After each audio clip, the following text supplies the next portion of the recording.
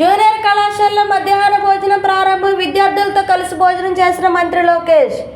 Inter విద్యార్థులు రానున్న public పరీక్షల్లో అత్యుత్తమ ఫలితాలు సాధించడమే లక్ష్యంగా సెకండరీ విద్యలో సమూల మార్పులు చేస్తున్నామని ఐటీ విద్యాశాఖ మంత్రి నారా లోకేష్ పేర్కొన్నారు. శనివారం పాయకాపురంలోని ప్రభుత్వ జూనియర్ కళాశాలలో డొక్కా సీతమ్మ మధ్యాహ్న భోజన పథకాన్ని ఆయన ప్రారంభించారు. అనంతరం విద్యార్థులతో ముచ్చటించి వారితో కలిసి భోజనం చేశారు. విద్యార్థులు మంత్రితో వరుసగా ఫోటోలు దిగారు. మంత్రి సత్యకుమార్ యాదవ్, ఎంపీ కేశినేని శివనాథ్, ఎమ్మెల్యేలు బోండా ఉమామహేశ్వరరావు, యార్లగడ్డ వెంకట్రావు తదితరులు పాల్గొన్నారు. నువ్వు నా పదవిని ఓడగొట్టేలా ఉన్నావు.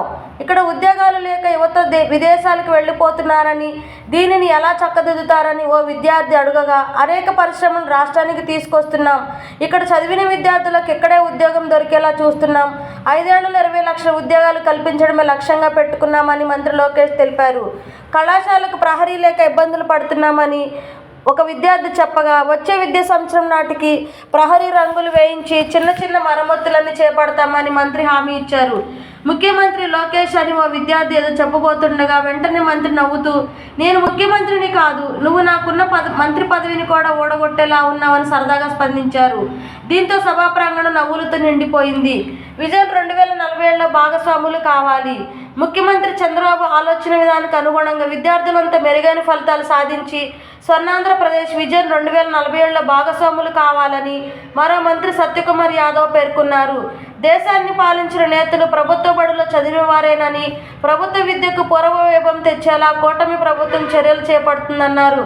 ఎంపీ కేశినేని శివనాథ్ మాట్లాడుతూ, విద్యా వ్యవస్థలో సమూల మార్పులు తెచ్చేందుకు మంత్రి లోకేష్ కృషి చేస్తున్నారన్నారు.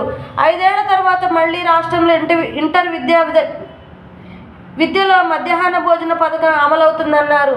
ప్రైవేటు విద్యా సంస్థలకు ధీటుగా ప్రభుత్వం విద్యా సంస్థలను అభివృద్ధి చేస్తుందన్నారు. ఎమ్మెల్యే బోండా ఉమామహేశ్వరరావు ప్రసంగిస్తూ, ప్రభుత్వ పాఠశాల కళాశాలలో విద్యార్థులకు అన్ని రకాల సౌకర్యాలను కూటమి ప్రభుత్వం కల్పిస్తుందన్నారు. MLA Yarlagadda Venkatrao, collector Lakshmisha, CP Rajasekhar Babu తదితరులు పాల్గొన్నారు.